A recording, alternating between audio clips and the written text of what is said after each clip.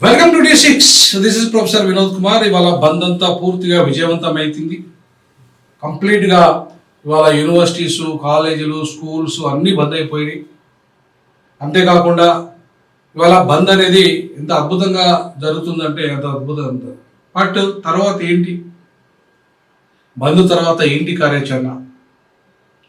తెలంగాణ ఉద్యమము ఇవాళ అన్ని సకల సబ్బండ వర్గాలు ఏకమై చేసినాయి. ఇవాళ సబ్బండ వర్గాలు బీసీలకు అండగా నిలబడడానికి రెడీగా ఉన్నాయి. బట్ బీసీలు సబ్బండ వర్గాలతో కలిసి పనిచేస్తారా? సబ్బండ వర్గాల సమస్యల గురించి మాట్లాడతారా? ఇవాళ ఎస్సీ ఎస్టీలకు సంబంధించిన అనేక సమస్యలు, ఇవాళ ముఖ్యంగా దాడులు అయితే బీసీలు ఎక్కువ చేస్తున్నారు అనేది అందరికీ జగమైన సత్యం. వాళ్ళ మీద, ఎస్సీల మీద, ప్రధానంగా ఎస్సీల మీద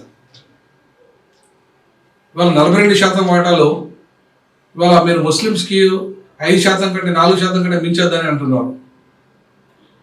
మరి వాళ్ళ శాతం జనాభా లెక్కల ప్రకారం చూసుకుంటే వాళ్ళు 12% ఉన్నారు. మరి పెంచొద్దంటే మరి మీకు వాళ్ళ ముస్లింలు ఎట్లా సహకరిస్తారు? అంతేకాకుండా బీసీసీలో కూడా ఒకటే పర్సెంటేజ్, ఇప్పటిదాకా ఒకటే పర్సెంటేజ్ ఉంటుందా? రాజశేఖర రెడ్డి ఇచ్చిన కాంచెల్లి, రాజశేఖర రెడ్డి బీసీసీ ఇచ్చిన కాంచెల్లి వాళ్ళ జనాభా ఓన్లీ 1% ఉంటుందా? అట్లా దళిత క్రైస్తవుల గురించి కూడా మీరేం పట్టించుకోవట్లేదు. అంతేకాకుండా ఇవాళ దళితులు ఎస్సీ ఎస్టీలకి 2011 జనాభా లెక్క ప్రకారంగా ఇవాళ జడ్పీటీసీ, ఎంపీటీసీ, సర్పంచులు రిజర్వ్ చేశారు రేవంత్ రెడ్డి. కానీ ఆయన జనాభా లెక్కలలో చూపెట్టింది 17 చిల్లర చూపెడుతున్నారు. కానీ ఇచ్చింది 15%. అంటే 2.5% అంటే దగ్గర దగ్గర 13 లక్షల నుండి 14 లక్షల మంది జనాభా పెరిగినప్పటికీ కూడా వాళ్ళకి ఆయన పెంచలేదు. మరి ఈ విషయంలో మీ అభిప్రాయం ఏంటి బీసీలారా? అంటే ఎస్సీ ఎస్టీలు మైనార్టీలకు మీరు వాళ్ళు సపోర్ట్ చేస్తున్నా కూడా వాళ్ళకు మీరు సపోర్ట్ చేయడం లేదు. ఆ విషయంలో నేను చిరంజీవి గారి ఇంటర్వ్యూ చూసిన, జస్టిస్ ఈశ్వరయ్య గారి ఇంటర్వ్యూ చూసిన, వాళ్ళు ఎక్కడ కూడా బీసీసీ పెంచమని అడగట్లేదు, మైనార్టీ బీసీఈ పెంచమని అడగట్లేదు. అలాగే ఎస్సీ ఎస్టీ జనాభా సామాజిక పద్ధతిలో పెరిగింది కాబట్టి వాళ్ళు పెంచమని అనట్లేదు. వాళ్ళు 42% వాటి గురించి మాత్రమే మాట్లాడుతున్నారు. మేము దానికి సంపూర్ణంగా మద్దతు ప్రకటిస్తున్నాం. బట్ మా సమస్యలు కూడా మీరు మద్దతు ప్రకటిస్తారా? రేపు కలిసి మీతో పోరాటం చేయాలంటే 42% వాటాతో పాటు మా వాటా కూడా రావాలి. మీకు 42% వాటాతో పాటు మా వాటా కూడా పెరగాలి. ఎస్సీ ఎస్టీల వాటా పెరగాలి, మైనార్టీల వాటా పెరగాలి, అలాగే బీసీసీ కోటా పెరగాలి. ఇవన్నీ పెరిగినప్పుడే సమగ్రంగా చట్టం తెచ్చినట్టు అవుతుంది. సమగ్రమైన చట్టం తెచ్చినప్పుడు మనం 9th షెడ్యూల్లో పెట్టడానికి ఆస్కారం ఉంటుంది.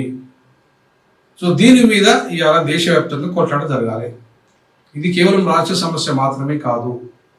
సరే, లోకల్ బాడీ ఎన్నికల్లో ఆయన పాత జనాభా ప్రకారంగా ఇచ్చినా లేదా పోయినా, లేదంటే పార్టీ పరంగా 42% వాటా ఇచ్చినా అది కేవలము లీగల్గా పెద్దగా ఉపయోగం ఉండదు. కాబట్టి లీగల్గా ఉండాలంటే రాజ్యాంగ సవరణ జరగాలి. రాజ్యాంగ సవరణ జరగాలంటే 2/3 మెజార్టీ లోక్సభలో ఉండాలి, 2/3 మెజార్టీ రాజ్యసభలో జరగాలి. అది చేయాల్సింది ఎవరు? కేంద్రం చేయాలి. ప్రతిపక్షంలో ఉన్న కాంగ్రెస్ పార్టీ దానికి సంపూర్ణమైన మద్దతు ఇవ్వాలి. ఇవి రెడీగా ఉన్నాయా? కేవలం బీసీలను, ఎస్సీ ఎస్టీలను ఓటు బ్యాంకుగా ఇంతకాలం చూసిన కాంగ్రెస్ పార్టీ కానీ, అట్లాగే వీళ్ళను సేమ్ ఓటు బ్యాంక్గా చూసిన బీజేపీ కానీ, ఇవాళ కేంద్రంలో అధికారం ఉన్నది ఆ పార్టీ, ప్రతిపక్షంలో ఉంది ఈ పార్టీ, ప్రాంతీయ పార్టీలు ఉన్నప్పటికీ కూడా వాళ్ళ రోల్ పెద్దగా లేదు. ఎందుకంటే సంపూర్ణమైన మెజార్టీ ఇలా బీజేపీకి ఉంది. సో కాబట్టి ఇవాళ ప్రాంతీయ పార్టీలు కూడా బీసీల నేతృత్వంలో ఉన్న పార్టీలు ఉన్నాయి, దళితుల నేతృత్వంలో ఉన్న పార్టీలు ఉన్నాయి, ఎస్టీల నేతృత్వంలో ఉన్న పార్టీలు ఉన్నాయి. సో ఈ పార్టీలు అన్నీ కలిసి వీటందరినీ ఒక్కటి చేసి తెలంగాణ కోసం ఎట్లయితే అన్ని పార్టీలను ఒక్కటి చేశాము, వాళ్ళ బీసీతో పాటు ఎస్సీ ఎస్టీ మైనార్టీల యొక్క వాటా పెంచడానికి పూర్తి స్థాయిలో రాజ్యాంగ సవరణ జరగడానికి బీసీలకి ఎమ్మెల్యే ఎంపీలతో పాటు లోకల్ బాడీ కాకుండా ఎమ్మెల్యే ఎంపీ కూడా పెరిగే విధంగా, అలాగే మహిళలకు కూడా ఏబిసిడి ఉండే విధంగా, అంటే ఎస్సీ ఎస్టీ బీసీ మైనార్టీలకు కూడా స్థానం ఉండే విధంగా సమగ్రంగా చట్టం, రిజర్వేషన్ చట్టం, అటు మహిళా రిజర్వేషన్ చట్టాన్ని కూడా సవరించే విధంగా, బీసీ చట్టాన్ని కూడా, ఎస్సీ ఎస్టీ చట్టాన్ని కూడా సవరించారు. సమగ్రంగా రిజర్వేషన్ల చట్టాలని రేపు పూర్తి స్థాయిలో దీనిని పార్లమెంట్లో చర్చ వచ్చే విధంగా, పర్మనెంట్ చట్టం వచ్చే విధంగా, ఈ వర్గాలకు విద్యా ఉద్యోగ రంగంతో పాటు రాజకీయ రంగంలో కూడా న్యాయం జరిగే విధంగా పెద్ద ఎత్తున ఒక మేధోమథనం జరగాలి. ఫస్ట్ చట్టపరమైన వచ్చే అడ్డంకుల విషయంలో జరగాలి, అలాగే నిపుణులతో జరగాలి.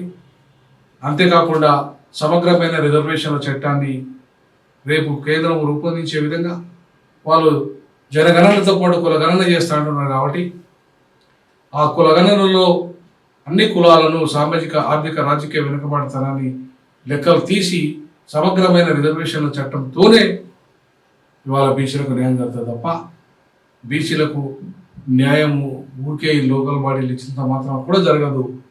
ఆ దిశగా ఖచ్చితంగా ఈ ఉద్యమం అడుగులు వేయాలని, రాజ్యాంగ సవరణ వైపు బీసీ ఉద్యమం, సమగ్ర రిజర్వేషన్ల చట్టం వచ్చే విధంగా బీసీ ఉద్యమం నడవాలని చెప్పేసి ఆర్పీఐ పార్టీ తరఫున నేను కోరుకుంటున్నా. సంపూర్ణంగా మద్దతు ప్రకటించడం కూడా బీసీ బంధుకు. సో ఈ విషయంలో మీరు కూడా మీ అభిప్రాయాలను నిక్కచ్చిగా పంచుకోండి. ఇవాళ కేవలము అమ్ముడు పోయే కొంతమంది బీసీ నేతలతో, అమ్ముడు పోయే కొంతమంది ఎస్సీ నేతలతో, అమ్ముడు పోయే కొంతమంది ఎస్టీ నేతలతో ఈ సమగ్రమైన చట్టం రాదు. ఈ సమగ్రమైన చట్టం ప్రజాపోరు ద్వారానే, తెలంగాణ తరహా ఉద్యమం ద్వారానే వస్తుంది. అస్తిత్వ పోరాటం తెలంగాణలో బీసీల ఎస్సీ ఎస్టీల అస్తిత్వ పోరాటం, రిజర్వేషన్ల కోసం మరొక పోరాటం జరగాల్సిన అవసరం ఉంది. అది ఢిల్లీని కదిలించే స్థితిలో ఉండాలి. గల్లీ నుండి ఢిల్లీ దాకా ఈ కథం తొక్కుతూ ప్రజలు, కోట్లాది మంది ప్రజలు కథం తొక్కుతూ ఇలా బీజేపీ కాంగ్రెస్లను గద్దెలు దించాలి అవసరమైతే ఏ విధంగా ఆ నిర్ణయం ఉండాలని చెప్పేసి నేను నారాయణ గారితో కూడా చర్చించడం జరిగింది. కాబట్టి బీసీ ఉద్యమకారులారా, బీసీ మేధావులారా, బీసీ ప్రజలారా, మీరు సమగ్రమైన చట్టం కోసం, రిజర్వేషన్ల చట్టం కోసం పోరాటం చేస్తే తప్ప ఇది సాధ్యం కాదు. ఆ దిశ అడుగులు వేద్దామని మీ అభిప్రాయాలను నిక్కచ్చిగా తెలియజేయాలని చెప్పేసి ఇవాళ నేను D6 నుండి డిమాండ్ చేస్తా ఉన్నాను. జై భీమ్, జై పూలే, జై పెరియార్.